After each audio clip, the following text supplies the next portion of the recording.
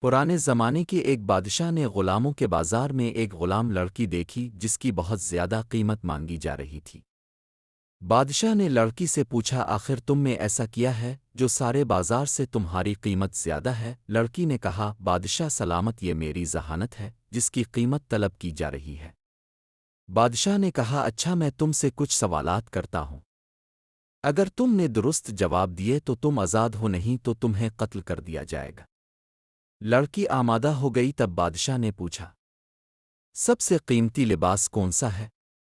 سب سے بہترین خوشبو کون سی ہے؟ سب سے لذیذ کھانا کون سا ہے؟ سب سے نرم بستر کون سا ہے؟ اور سب سے خوبصورت مکھ کون سا ہے؟ لڑکی نے اپنے تاجر سے کہا، میرا گھوڑا تیار کرو کیونکہ میں آزاد ہونے لگی ہوں۔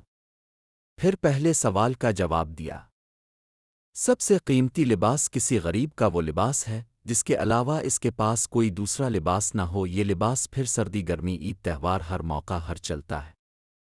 سب سے خوبصورت خوشبو ماں کی ہوتی ہے، بھلے وہ مویشیوں کا گوبر ڈھونے والی مزدور ہی کیوں نہ ہو، اس کی اولاد کے لیے اس کی خوشبو سے بہترین کوئی نہ ہوگی۔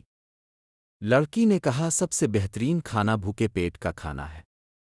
بھوک ہو تو سوکھی روٹی بھی لذیذ لگتی ہے۔